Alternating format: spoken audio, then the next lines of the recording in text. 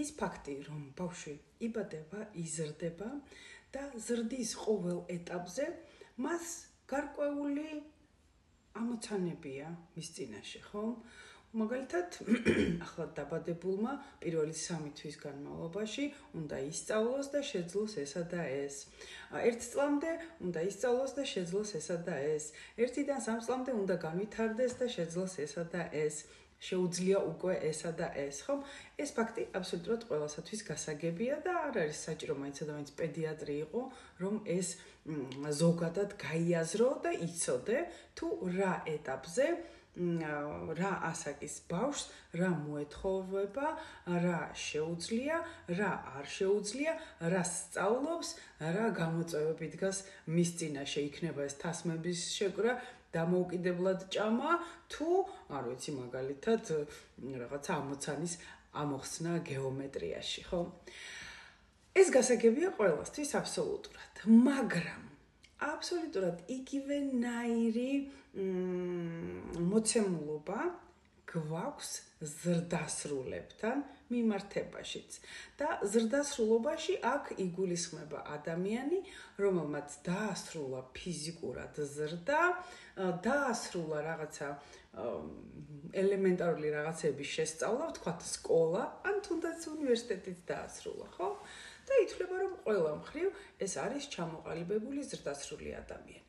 მაგრამ სინამდვილეში ეს ზრდასრულობა არის მხოლოდ ფიზიკური. და ადამიანის შინაგანი, პიროვნული, ფსიქიკური ზრდასრულობა გარეგან ფიზიკურ ზრდასრულობას არ ემთხვევა.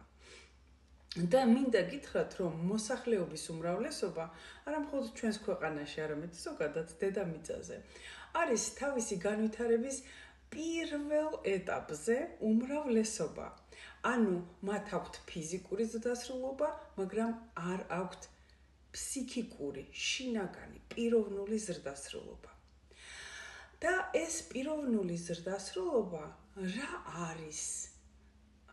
რის ხარჯზე როგორ განისაზღვრება? როგორ უნდა მიხვდე პიროვნული განვითარების თავისი სულიერი ზრდასრულობის რა ეტაპზე იმყოფება ადამიანი?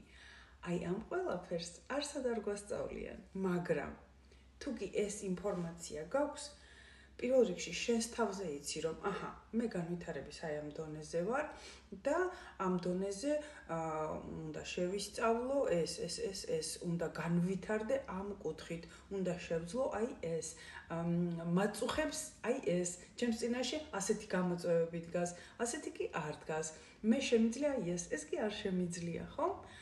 და რა იქნება ჩემი განვითარების მომდევნო ეტაპი და ამ მომდევნო ეტაპზე როგორ გადავიდე, ან მინდა კი არ რომ გადავიდე. რას მომცემს ეს გადასვლა? მაწყობს ეს გადასვლა? ძალიან საინტერესო თემა. მინდა შემოგთავაზოთ პროგრამაში სპირალური დინამიკა, ადამიანის ფსიქოემოციური განვითარების ეტაპები, რომელიც დაიწყება 7 აპრილს. ერთი რომ თქვენ გაიგებთ და გეცოდინებათ, რაში მდგომარეობს და რამდენი ეტაპია, რაში მდგომარეობს ყოველ ეტაპზე ადამიანის შინაგანი თუ გარეგანი მოცემულობა, რა შეუძლია ადამიანს, რა არ შეუძლია, რა ესმის, რას ვერ გაიგებს, როგორ ამოცანებს ის გაართმევს თავს, რას კი ვერ.